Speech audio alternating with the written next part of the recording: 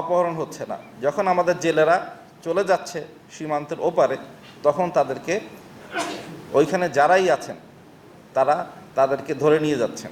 সুতরাং এইটা অপহরণ বলা যাবে না, আপনারা অপহরণ বলে বিভ্রান্ত করার চেষ্টা করবেন না। এটা নিতান্তই হচ্ছে সীমান্ত অতিক্রম করার দায়ে। তবে আমরা কোনোভাবেই এইটা মেনে নেই না যে আমাদেরকে জেলেদেরকে এভাবে ধরে নিয়ে যাওয়ার বিষয়টা আমরা কখনোই এভাবে মেনে নেই না, বা আমরা জোরালো প্রতিবাদ করে থাকি। আর একটা জিনিস, আমাদের যে এই সীমান্তটা একটু খেয়াল করবেন, এটা নাফ নদী এবং বঙ্গোপসাগরের একটা সংমিশ্রণের একটা সীমান্ত। এই সীমান্তে একটা নির্দিষ্ট সীমা পর্যন্ত আমরা বিজিবি দায়িত্ব পালন করি, এরপরে আমাদের অন্যান্য বাহিনী আছে যারা দায়িত্ব পালন করেন।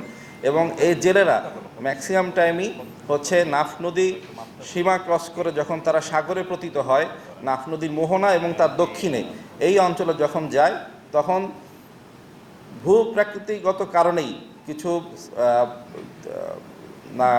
সমুদ্রের ভিতরে কিছু ডুবোচর দেখা গেছে।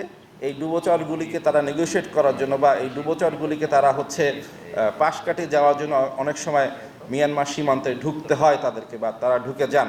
তো এই জায়গাটা আমাদের ডাইরেক্ট দায়িত্বপূর্ণ এলাকার মধ্যে পড়ে না বিধায় আমরা সেখানের পরিস্থিতিটা আপনাদেরকে বলতে পারছি না।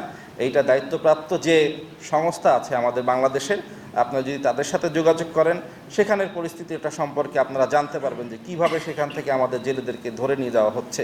ওইটা আমাদের একদম ডাইরেক্ট দায়িত্বপূর্ণ এলাকার মধ্যে পড়ে না।